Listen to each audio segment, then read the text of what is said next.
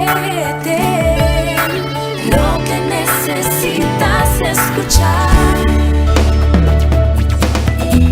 Trayéndote información y orientación,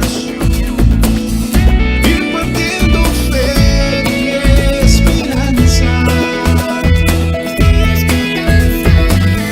Palabra de Dios y música para el alma. Vete, lo que necesitas escuchar. Pastor. Amén, igualmente, Pastor Pablo, muchas gracias. Saludo también a su esposa, nuestra hermana Cecilia, en esta preciosa mañana. Muy bien, yo quiero en esta preciosa hora pues traer un pensamiento de la palabra de Dios y quiero leer en el libro de Evangelio según San Juan, capítulo 12. Voy a leer desde el verso 24 al 26.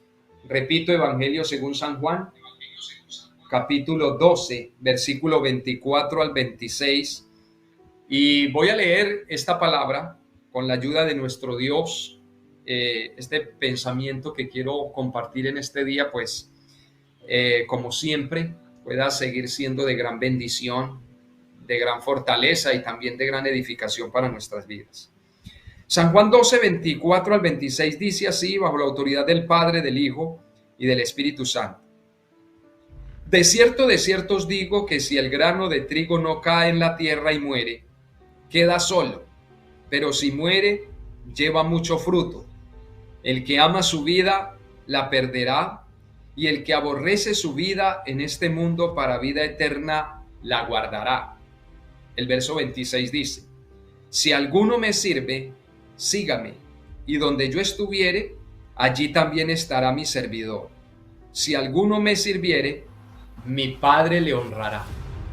Padre eterno, te damos gracias, Señor. Te damos toda la gloria, toda la honra, toda la adoración y la alabanza, mi Señor. Gracias por tu bendita misericordia. En este día, Señor, estamos reunidos, seguimos aquí convocados a través, Señor amado, de estos dispositivos.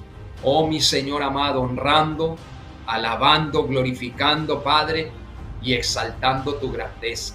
Señor, gracias por tus misericordias en este nuevo día. Gracias por todo este pueblo, mi Señor. Oh Dios, que está unido, oh Dios mío, en este día para seguir adelante, creyendo, confiando, pero sobre todo guardando esperanza, oh mi Dios, en tu palabra, en tus benditas promesas y en tus misericordias. Señor, que esta palabra, Padre, nos siga ayudando cada día a formar ese carácter espiritual que tú, Señor, deseas, Señor, que nosotros comportemos, que nosotros desarrollemos, que nosotros, Señor amado, oh Dios, aleluya, cumplamos. En el nombre de Jesús, amén y amén. Mis hermanos, este pasaje que acabamos de leer es un pasaje que marca una serie de contrastes bastante significativos sobre cómo debe ser la vida y el comportamiento del cristiano sobre esta tierra. Sobre todo este pasaje pues hace énfasis a lo que el Señor Jesucristo vino a hacer sobre esta tierra, a cumplir con la voluntad de Dios, haciendo una obra que jamás ninguno la podía hacer sino el bendito Hijo de Dios. Él presenta el grano de trigo como una semilla que se da para traer fruto, mucho fruto de bendición para todos aquellos que han de creer en el Evangelio. Cuando nosotros miramos estos versículos, nos damos cuenta de que Cristo estaba pues estableciendo una serie de contrastes bien delimitados entre amar y aborrecer, entre perder y conservar, entre lo que es la negación y la autocomplacencia, pero sobre todo entre este mundo y la vida eterna. Marca entonces este pasaje bíblico principios o prioridades eternas que siempre pues van a ayudar a que el cristiano se fortalezca y se vindique, se estabilice más por lo de arriba que por lo de abajo. Todo ello a fin pues de mostrarnos que debemos elegir entre unas cosas y otras cosas. Y ahí está entonces el término que encontramos por delante, aborrecer. Yo me quiero pues enfocar un poco en ese término porque aquí está muy explícito, pero antes de hacerlo quiero que reflexionemos seriamente sobre estos contrastes, sobre comparaciones de pérdidas y de ganancias que aquí pues el Señor Jesucristo pues está ilustrando, nos está transmitiendo. Nos debemos dar cuenta también por otro lado de que no existe en la vida cristiana y mucho menos en la guerra espiritual un terreno neutro, un terreno intermedio. Es decir, o somos victoriosos o no somos victoriosos.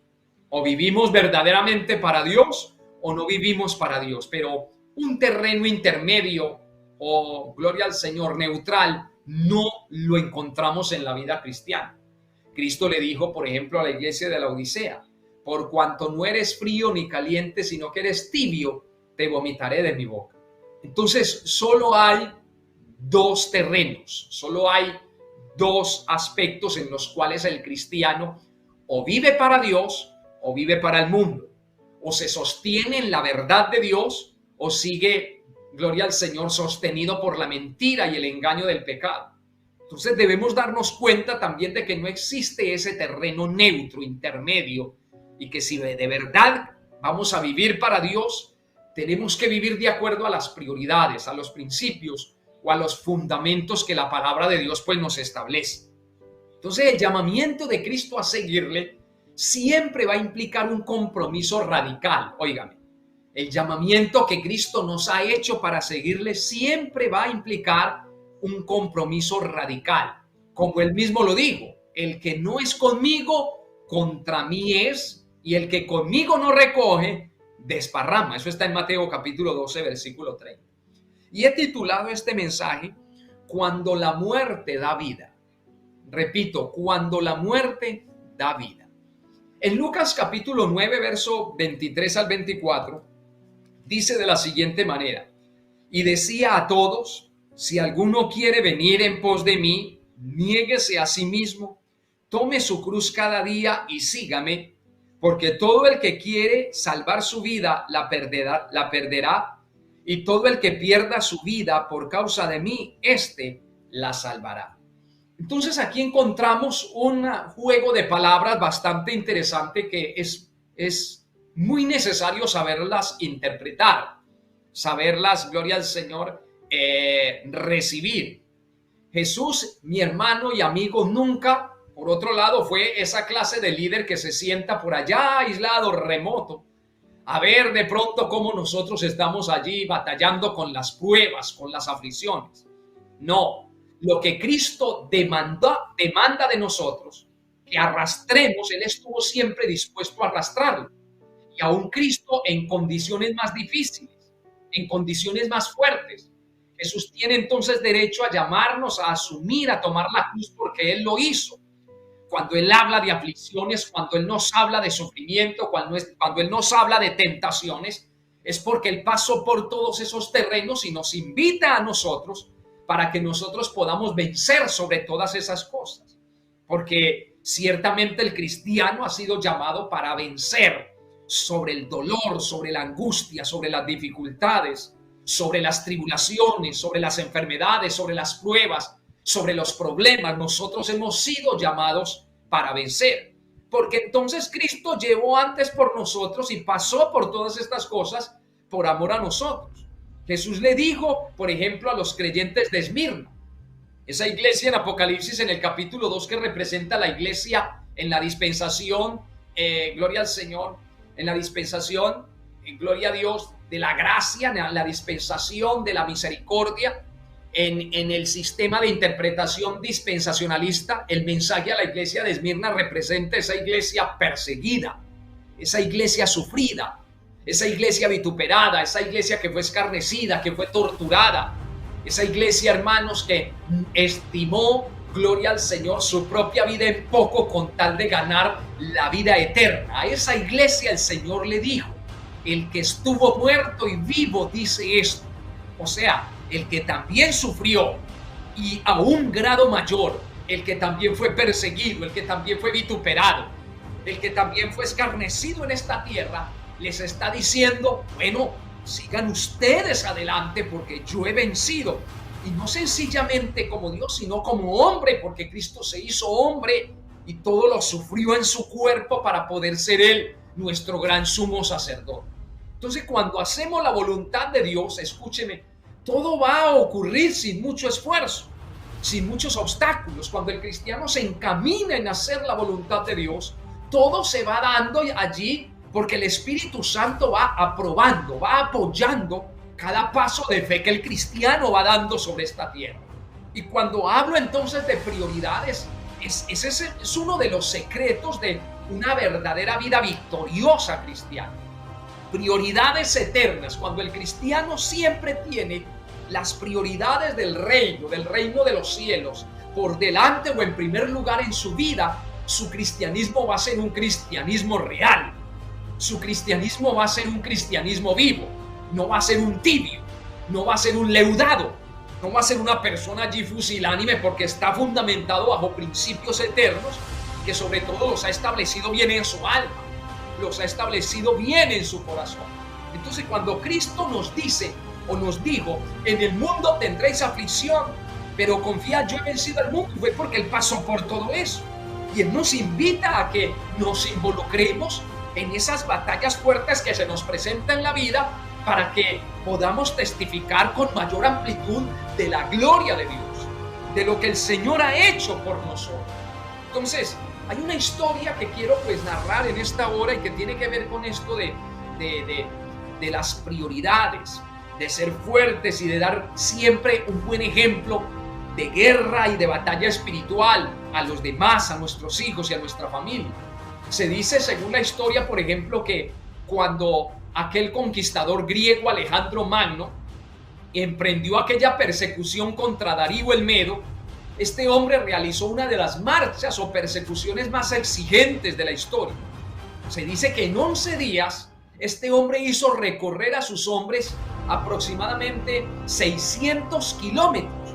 Estaban casi a punto de rendirse, principalmente a causa de la sed, porque no tenían agua. Un historiador llamado Plutarco es el que cuenta esta historia. En medio de ese problema y de esa angostura, sucedió que unos macedonios que habían cargado agua sobre sus mulas de un río que habían por allá descubierto, vinieron a eso del mediodía al lugar donde se encontraba Alejandro con todos sus hombres, y viéndole casi ahogándose de sed, aquellos macedonios llenaron un yelmo de agua y se lo ofrecieron a Alejandro, y él les preguntó que para quién llevaban esa agua. Ellos le contestaron, para nuestros hijos, y añadieron de que si podían salvarle la vida al rey, no les importaba que todos ellos perecieran.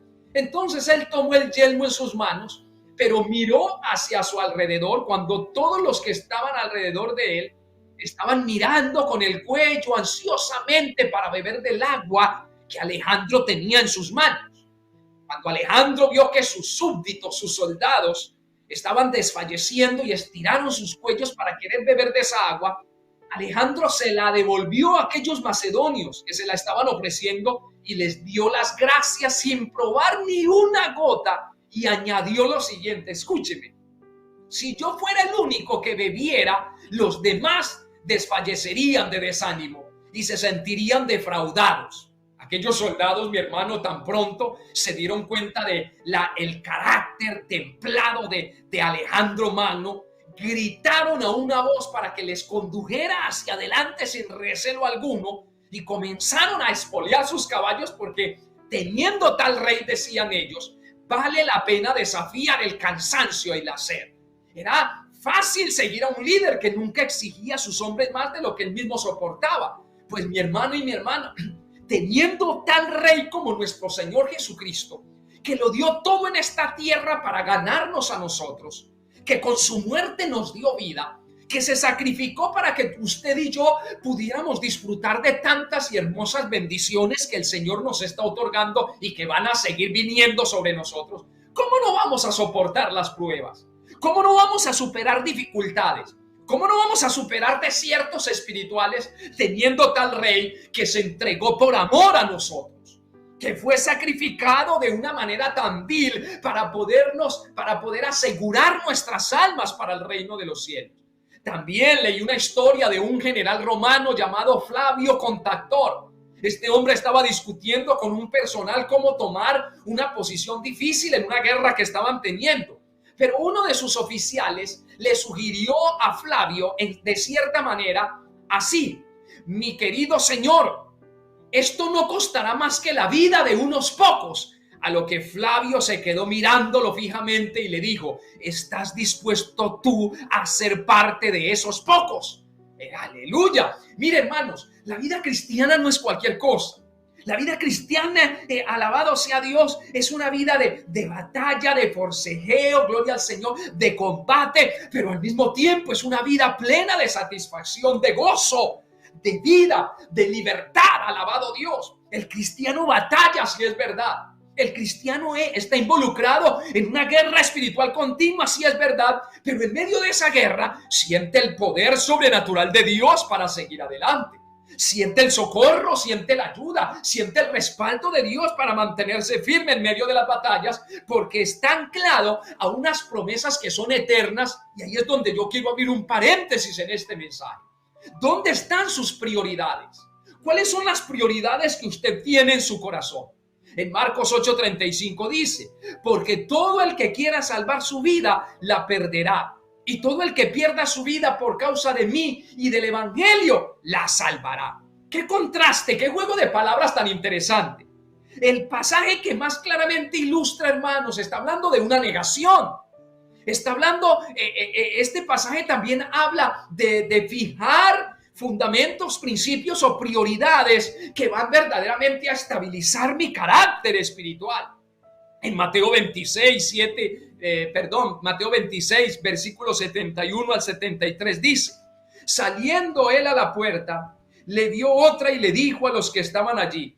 También estaba con Jesús el Nazareno, pero él negó otra vez con juramento: no conozco tal hombre. Este fue el caso de Pedro cuando negó al Señor. Porque estamos hablando y estamos abordando la palabra negación. Negación.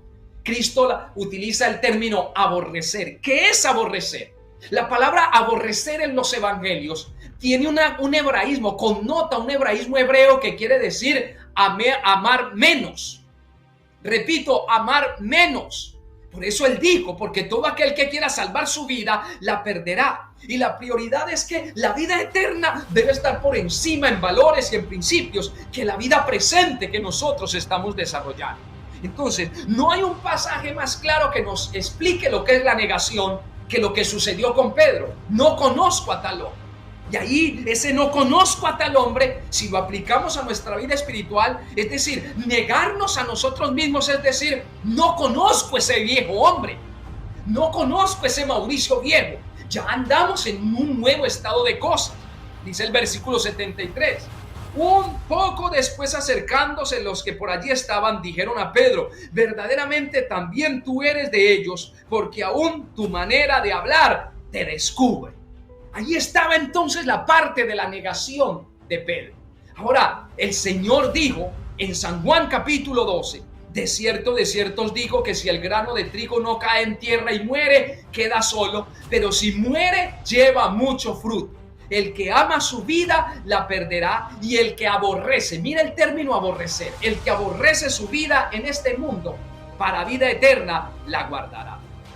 Gloria al Señor. Aborrecer entonces es amar menos, amar menos.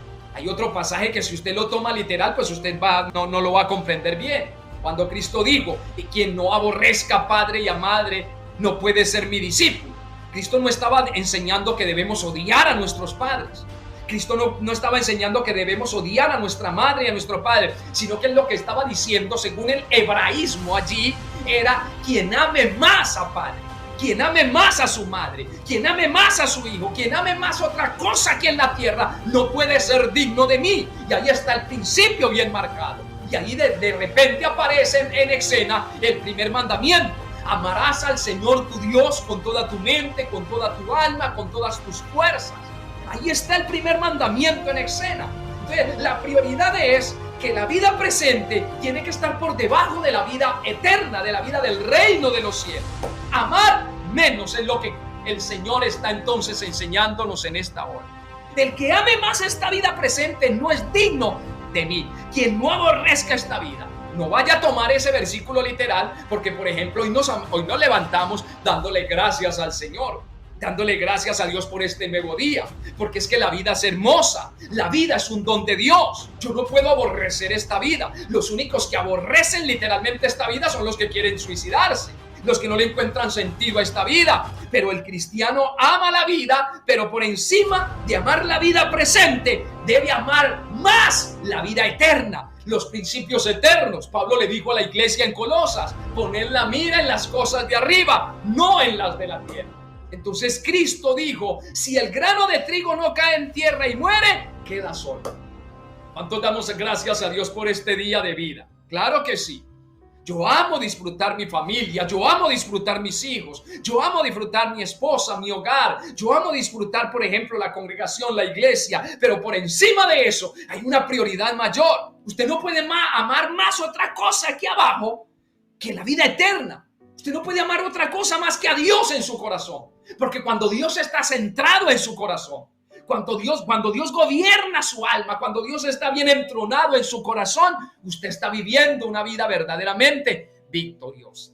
Ahora, ¿qué tiene que pasar con el cristiano? Mire, cuando tomamos la cruz, nos negamos a nosotros mismos y seguimos al Señor, lo primero que viene a nosotros es soledad.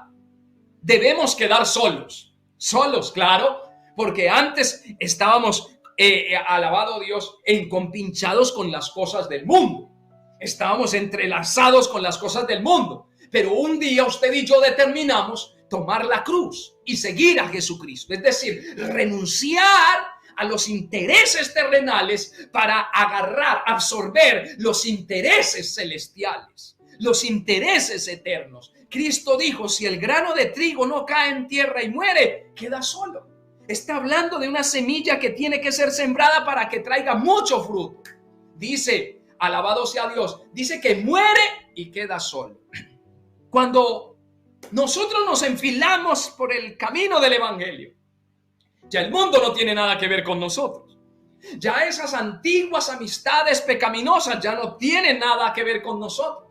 A mí, yo recuerdo en cierta ocasión, un supuesto, entre comillas, amigo mío, cuando se dio cuenta que yo le entregué mi vida a Cristo, me dijo: lo perdimos. Ya usted con nosotros como que no tiene parte. Y yo le dije: sí, es verdad, ustedes me perdieron, pero Cristo me ganó. Bendito sea el nombre del Señor. Entonces, si muere, lleva mucho fruto. ¿Qué es morir? Renunciar. ¿Qué es morir? Crucificar el yo. ¿Qué es morir? Crucificar la carne. ¿Qué es morir? Negarnos a nosotros mismos y a este sistema de cosas mundanal que indican que el mundo va de mal en peor y que van conduciendo al mundo cada día más hacia la ruina, hacia el deterioro. El cristiano todos los días debe negarse a sí mismo y absorber lo eterno. Debemos morir a tantas cosas, hermanos, para poder vivir una vida cristiana victoriosa. Así que por medio de un sencillo proceso natural que cualquiera podría observar, Cristo iba a revelar la necesidad de su muerte en la cruz a fin de llevar mucho fruto y fruto para Dios. Así que el principio involucrado aquí es que no se puede producir vida sin nosotros dar la propia. Repito, no se puede producir vida sin nosotros dar la propia, y por eso he titulado este mensaje: cuando la muerte da vida. Cuando usted muere a sus pasiones, cuando usted muere al ego, cuando usted muere al pecado, cuando usted muere cada día más a este mundo, usted va absorbiendo cada día más la vida eterna. Usted va sufriendo un proceso espiritual de transformación que lo va preparando para un punto culminante en la historia, que lo va formando para un momento determinante en la historia humana, y es el día que la iglesia parta de esta tierra. Porque los muertos en Cristo resucitarán primero y los que estemos vivos desapareceremos en un abrir y cerrar de ojos. Hermanos, si usted se siente solo, aguante, porque es necesario que el grano de trigo, la semilla de trigo, caiga y muera, y dice la Biblia, y quede sola. Pero en medio de esa soledad hay un proceso, en medio de esa soledad hay una formación. ¿Cuántos nos hemos sentido solos alguna vez? Dice la Biblia, y queda solo. Eso lo vivió Cristo. Todos lo abandonaron. Él tuvo, después de que resucitó, que aparecer de nuevo a sus discípulos, porque todos regresaron a sus tareas. Pero regresó a la pesca y hasta se quitó, gloria al Señor, su indumentaria. Y cuando el Señor se le apareció, pues alabado Dios, ese hombre pues experimentó tremenda alegría. Pero quedar solo es parte de un proceso de formación. Quedar solo es parte de un proceso, gloria al Señor, aleluya, de vida, de transformación, de vida para nuestro propio bienestar espiritual. Aguante y soporte, porque lo que está haciendo el Señor con nosotros es una obra grande, es una obra maravillosa. No sé Dios dónde le está colocando usted o dónde le va a poner, pero donde le vaya a poner, antes de colocarlo allá, usted tiene que pasar por el proceso de la soledad. Tenemos que cumplir con el principio del grano de trigo.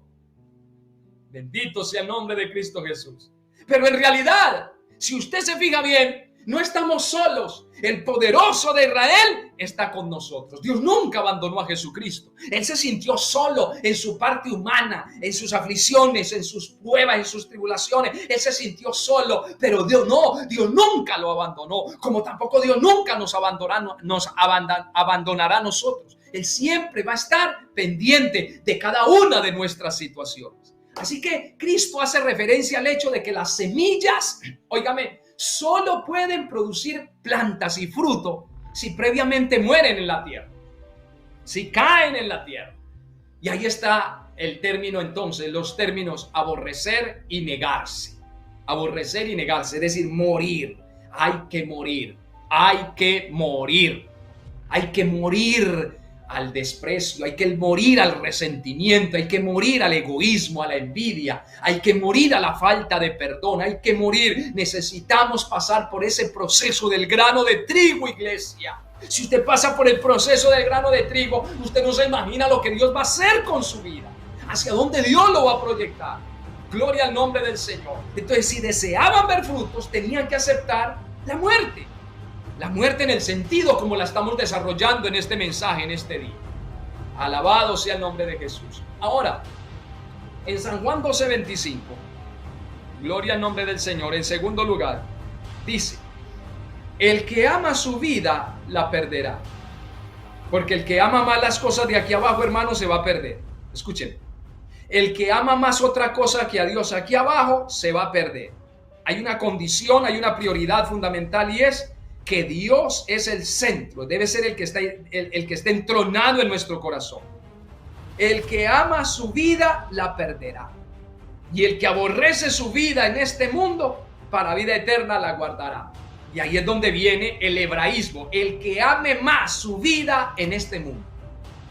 El que ame más su vida en este mundo, gloria al Señor, va a perder su vida, va a perder la vida eterna. Pero el que aborrezca su vida en este mundo, para vida eterna la guardará. Mire qué juego de palabras. El que ame menos esta vida y el que ame más la vida eterna, guardará su vida para la eternidad. ¿Quién desea morirse? Como les dije hace un momento, ninguno. El Señor iba a morir para que los hombres pudiéramos tener vida, pero ahora nos está enseñando que también cada uno de nosotros tiene que morir para poder entrar en esa vida eterna que Él iba a conseguir por su muerte. Como vemos, se sigue aplicando el mismo principio absoluto del reino de Dios por encima de todas las cosas. Por la muerte a la vida. No obstante, pues hermanos, es importante aclarar que los resultados del sacrificio de Cristo y del nuestro son completamente distintos. Por ejemplo, la muerte de Cristo produce vida para los demás, mientras que la muerte nuestra sirve para apropiarnos de los beneficios de lo que Él ha conseguido para nosotros. Si nos fijamos en todos estos pasajes, siempre está implícita entonces la muerte. La muerte. Siempre va a estar implícita la muerte en la práctica de vida cristiana.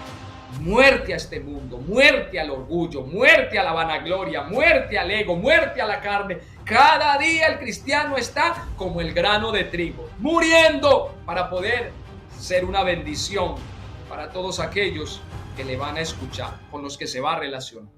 Entonces, a continuación el Señor está contrastando, como ya hemos visto, la vida presente con la vida eterna.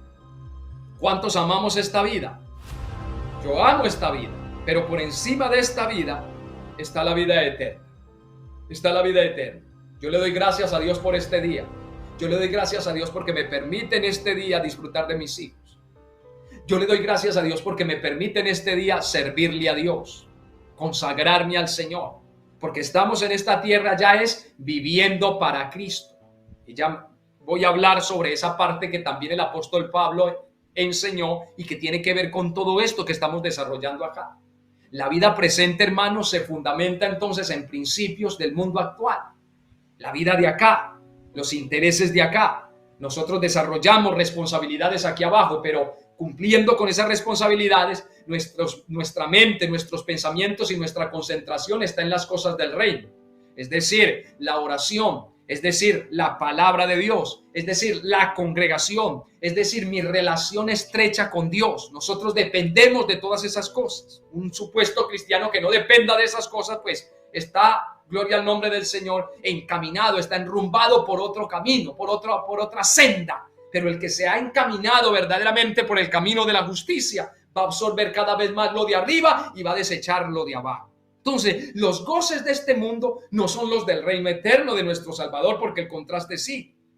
No se puede morir al pecado juntamente con Cristo y al mismo tiempo seguir viviendo conforme a los principios de este mundo que continuamente rechaza al Señor. Muy claramente lo dijo, el que aborrece su vida en este mundo para vida eterna la guardará. El que ame más la vida eterna que su vida presente, guardará su vida para vida eterna, dice el Señor. Ahora este principio marca la prioridad predominante. Óigame, no debemos entonces, gloria al Señor, equivocarnos con los valores eternos. Primero lo eterno antes que lo temporal. Esa es la enseñanza, es una enseñanza sencilla. Pero tan fácilmente, hermanos, caemos en distorsión.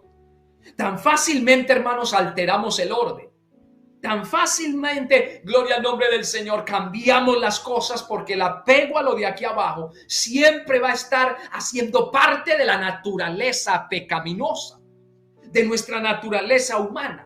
Y ahí está el forcejeo, ahí está la batalla. Cada día más yo renunciar.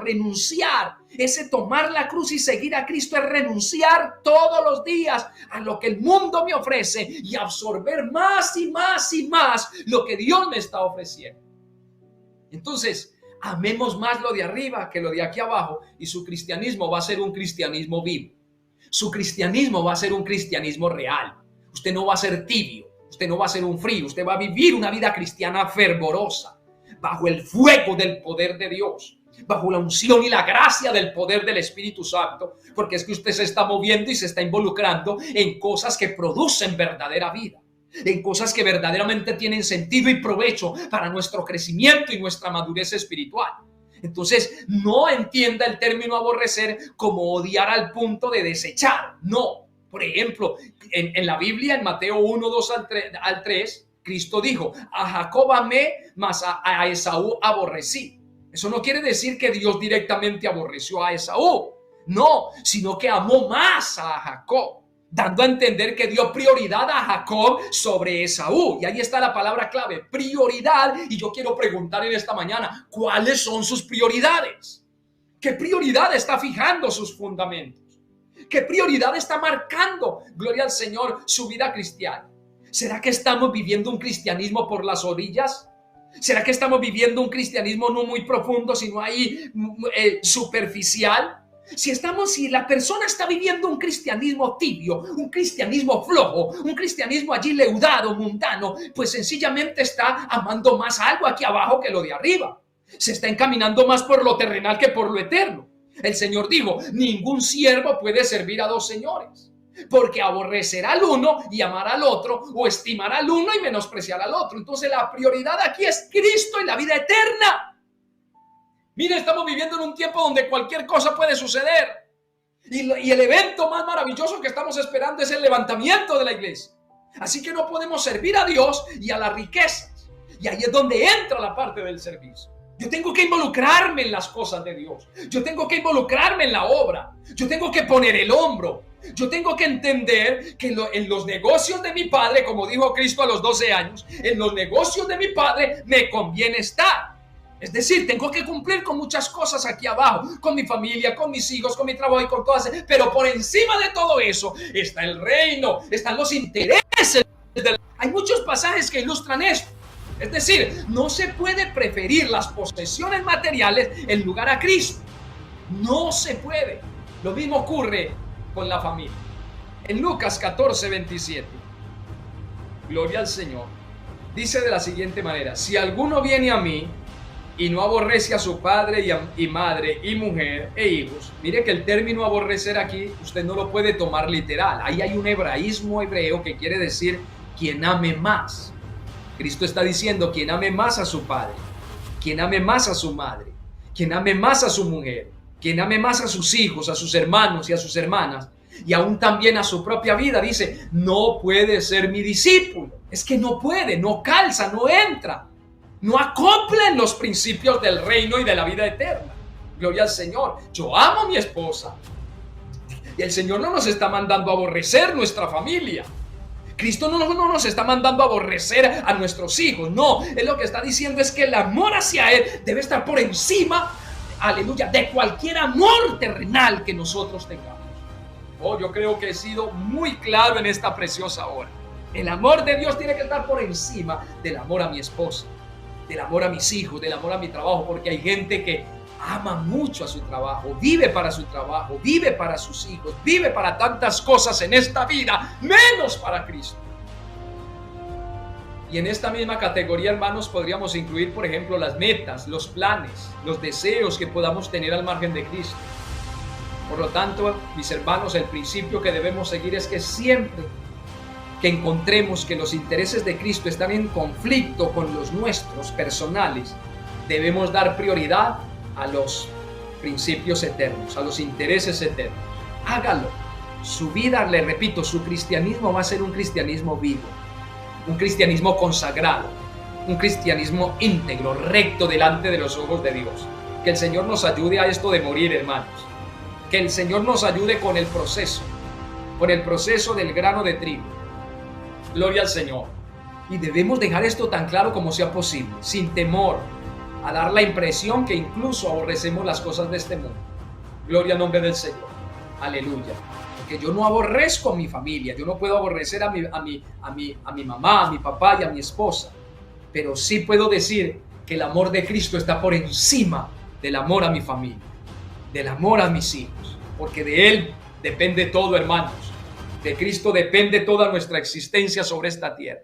Ahora, quiero rápidamente tocar el punto de la cruz, porque cuando se presenta en la Biblia la cruz, inmediatamente usted sabe qué indica: morir. O sea, debo tomar la cruz y negarme a mí mismo. Yo necesito negarme a mí mismo. ¿Por qué? Porque ya no vivimos para nosotros mismos. Dice la Biblia allá en Mateo capítulo 10, versículo 38 al 39, de la siguiente manera. Escúcheme bien. El que no toma su cruz y sigue en pos de mí, no es digno de mí. El que halla su vida la perderá, y el que pierde su vida por causa de mí la hallará. Se me viene a la mente los misioneros. ¿Cuántos jóvenes misioneros se prepararon en tremendas universidades? He leído muchas historias de misioneros ingleses, misioneros holandeses, misioneros, gloria al Señor, incluso de acá de Sudamérica, que estudiaron, se prepararon para meterse por allá en una selva, hermanos. Traducir la Biblia al lenguaje de los aborígenes o de los nativos de esa tierra y entregar sus vidas allá para ellos. Eso es un claro ejemplo de lo que es vivir para Dios, porque su vida ya no es su vida, valga la redundancia. Su vida no es su vida es de Cristo, y Él hace con su vida lo que Él quiera. Él hace con mi vida lo que Él quiere. Ya usted no puede decir gobierno yo. Ya un cristiano no puede decir yo mando yo. Ya un cristiano no puede decir yo soy el que hago esto, yo soy. No. Ya tenemos quien nos ciña, quien nos coordine, quien nos dirija. No estamos en el lugar donde estamos por casualidad o accidente. Todo está ocasionado por intereses divinos. Es muy probable que muchos de nosotros pues no seamos llamados a sufrir una crucifixión física, por ejemplo. Sin embargo, Cristo habló de la cruz, de que el cristiano debe tomar una cruz.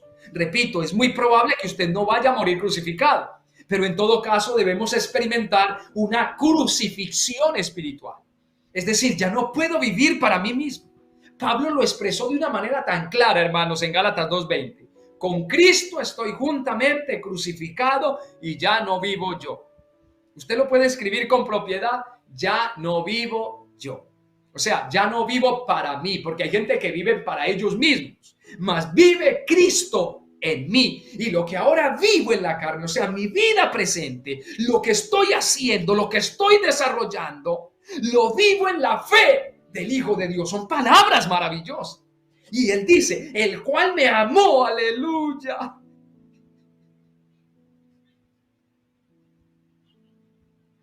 Dice, y el cual me amó y se entregó a sí mismo por mí. Su vida es de Cristo. No haga con su vida lo que usted quiera, porque entonces usted está perdiendo los valores eternos. Usted que se ha apartado, que quizá me está escuchando y no ha tomado la decisión de tomar la cruz, tómela en este día. Usted no se va a arrepentir. Usted va a experimentar una vida de victoria, una vida de gloria. Usted va a poder vencer sobre todo lo terrenal si toma la cruz y sigue a Cristo. No importa, pastor, pero hay que morir como el grano de trigo. No importa, en ese proceso no es un proceso de muerte. Ese proceso no es un proceso de frustración, de dolor ni de tristeza. Es un proceso de victoria. Mire que cuando Cristo resucitó, mire el provecho que ha manifestado el evangelio por el mundo entero y el fruto que ha dado la muerte y la resurrección de Cristo. Si la muerte y la resurrección de Cristo han manifestado una victoria grandísima sobre el infierno, los demonios, el mundo, la carne y el pecado, la muerte del cristiano a las cosas de aquí abajo también produce una victoria maravillosa sobre su naturaleza pecaminosa, sobre sus deseos egoístas. Cada uno de nosotros debemos morir a nosotros mismos, a nuestra propia voluntad, para que podamos vivir y experimentar la gloria de Dios. Esta misma verdad, hermanos, es repetida una y otra vez por los apóstoles en sus epístolas. El mismo bautismo cristiano es un símbolo de una muerte juntamente con la muerte de Cristo. Aquel que va a ser sumergido en las aguas. Yo, por ejemplo, le digo, hermano, usted va a confesar lo siguiente. Diga, gloria al Señor, muero para el mundo y vivo para Cristo. Es una semejanza, es una figura allí, es una lesión objetiva de algo espiritual que sucedió en nosotros cuando Cristo entró en nuestro corazón. Ya no vivimos ni para nosotros mismos, ni vivimos más para el mundo, vivimos para Cristo. Y Pablo dijo, ya no vivo yo, ya no vivo para mí mismo, para mis deleites, para lo que yo quiero, sino que ya quiero es buscar hacer la voluntad de Dios. Y termino con el servicio, porque aquí está también el servicio, porque hay gente, hermano, que no sirve para nada. En San Juan 12:26, escuchen. Si alguno me sirve, ¿cuánto le servimos a Dios? Aleluya. Y dice, si alguno me sirve, sígame, y donde yo estuviere, allí también. Mire qué promesa tan especial. Allí también estará mi servidor. Si alguno me sirviere, mi Padre le honrará. El que sirve a Cristo, el que, Pastor Pablo, mire, qué privilegio tan maravilloso tenemos. Es que a veces nosotros leemos la Biblia y pasamos así. No, meditemos. Vamos a digerir mejor la Biblia para mejor provecho de nuestra vida espiritual. Si alguno me sirviere, mi Padre, no cualquier persona, hermano, mi Padre le honrará. Yo me agarro de allí, mi hermano. Vale la pena servirle a Cristo. ¿Qué es mejor, la honra de un hombre o la honra del Padre? Aleluya. La honra de mi Padre. Sirva con toda libertad a Cristo. Hay gente que sirve para muchas cosas en esta tierra, pero con la obra de Dios, con el servicio a Dios, con meter la mano, hermano, alabado sea Dios, para cooperar, servir y aún aportar para la obra, son mezquinos. ¿Para quién sirven? ¿A quién le están sirviendo? Usted no le sirve a un pastor, Usted no le sirve a un líder, usted le está sirviendo a Cristo. Y donde Dios le ha puesto a usted, le ha puesto para que usted le sirva al Señor. Y si usted le sirve a Dios con integridad de corazón, sépame, la promesa dice: el Padre te honrará. Mi Padre me honrará. Todo lo que hagamos en esta tierra, hermano, no es en vano. No es en vano, por lo cual, amados míos, estad firmes y constantes, dice Pablo, creciendo en la obra del Señor siempre, sabiendo que vuestro trabajo en el Señor no es perdido. No es en vano, alabado sea Dios. Y donde yo estuviera, allí también estará mi servidor. Aleluya. Y Pablo dice a la iglesia de Éfeso: pero Dios, que es rico en misericordia, por su gran amor con que nos amó, aun estando nosotros muertos en pecado, dice, nos dio vida juntamente con Cristo. Por gracia sois salvos.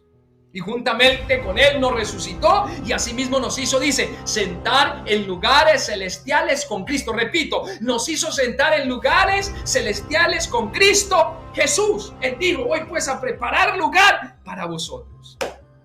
Hermanos, y terminó el Señor diciendo: y a donde yo estaré, vosotros también estaréis, para que donde yo esté, ustedes también estén. Eso no se lo dijo a los fariseos. ¿Sabe qué le dijo a los fariseos? A donde yo estaré, vosotros no podréis venir. Yo voy a hacer una oración en esta preciosa hora, mi hermano. Mi hermano. Señor, aleluya. Porque es que usted y yo no le estamos sirviendo a cualquiera. Le estamos sirviendo al Dios creador del cielo, del universo y la tierra. Y la honra del Padre, hermanos, es un privilegio y una bendición muy maravillosa sobre nuestras vidas. Siga encaminándose. Hay gente, hermanos, que está en la iglesia solamente calentando una silla, ahí con un andamio y una estructura religiosa seca, vacía, y se conforman con esa miseria de vida espiritual, se conforman con ese vacío, con esa gloria al Señor. Hermano, a mí me da hasta escalofrío hablar de esto. No, involúcrese en el servicio a Dios. Involúcrese, mi hermano. Meta el hombro, meta allí la batalla, pero involúcrese, porque, aleluya, la promesa dice: mi Padre le honrará. Hermano, no son cualquier palabras. No son cualquier palabras. Padre, en el nombre de Jesús, Gloria. Señor, te damos gracias, te bendecimos, Sí, y te damos Padre, toda la ayúdanos. gloria. Te damos toda la honra y la alabanza, Señor. Ayúdanos, Señor, aquí Dios, estamos, Señor, delante de tu amarte. bendita presencia. Señor, mira esta palabra que hemos, Señor, reflexionado en este día. Ayúdanos a amarte, Señor, ayúdanos a Padre. todos, que no es fácil amar, gloria al Señor, menos las cosas de aquí Aleluya. abajo y amar las cosas Aleluya, eternas. gracias. Estimado amigos, si este mensaje ha sido de bendición para su vida, le invitamos para que nos visite en nuestro lugar de congregación los días lunes, miércoles a partir de las 5:30 hasta las 7 de la noche. Extendiéndole también la invitación a nuestra escuela dominical todos los domingos a partir de las 9:30 de la mañana hasta las 12 del mediodía. Sintonícenos también de lunes a sábado de 7 a 8 de la mañana y de 8 a 9 p.m. con el programa Palabra de Vida Eterna. Recuerde, San Juan 8:47 dice: el que es de Dios, las palabras de Dios oye. Dios me los bendiga.